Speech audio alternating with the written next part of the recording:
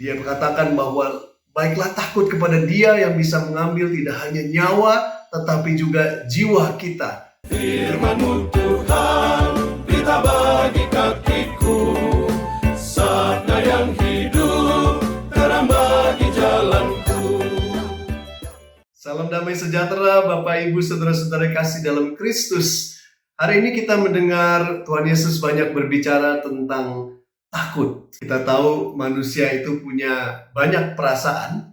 Perasaan yang inti adalah perasaan takut, perasaan gembira, perasaan sedih, senang, perasaan bersalah, malu, atau kaget.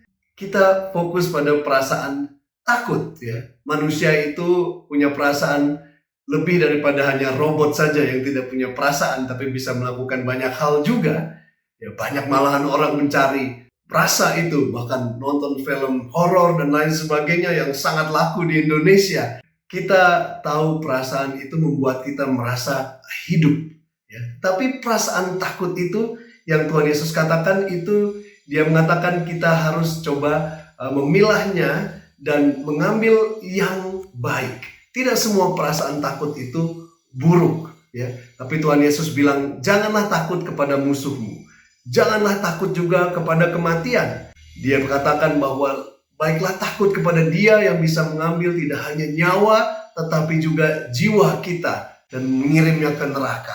Ya, artinya kita perlu takut akan Tuhan. Saya selama 2 hari ini mendapatkan kesempatan untuk berefleksi dan melihat ada juga rasa takut, terutama untuk saya itu rasa takut akan kegagalan.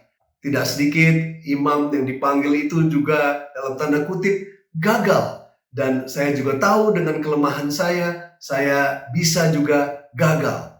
Tetapi Tuhan mengatakan bahwa janganlah kita termotivasi oleh ketakutan kita akan diri sendiri atau ketakutan kita akan dosa yang bisa membuat kita gagal, ya, seperti dalam kitab Yesaya, ya, Nabi Yesaya mengatakan bahwa dia adalah orang yang dengan bibir yang najis. Lalu Tuhan menyucikan dia dan mengirim serafim untuk menaruh bara api itu, ya, sehingga kita tidak perlu takut akan kegagalan, akan masa depan atau akan masa lalu kita. Kita mau berjalan dengan kekuatan Tuhan.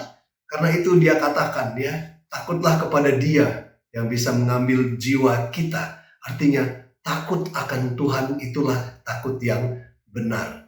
Karena kalau takut akan diri sendiri, takut akan dosa seperti Adam dan Eva, itu artinya kita lebih cinta pada diri sendiri, cinta akan kesuksesan diri kita, ya. Cinta akan diri kita lebih besar daripada cinta akan Tuhan.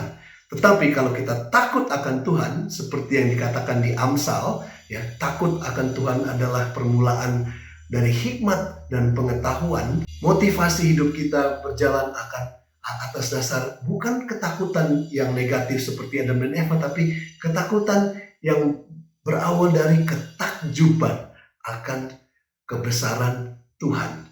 Mari, biarlah hidup kita dimotivasi atas ketakutan akan Tuhan, tapi ketakutan karena kita takjub akan kebesaran Tuhan dalam hidup kita. Sehingga kemuliaan Tuhan pun yang terpancar dari setiap keputusan, tindakan, perkataan yang kita perbuat dalam hidup kita.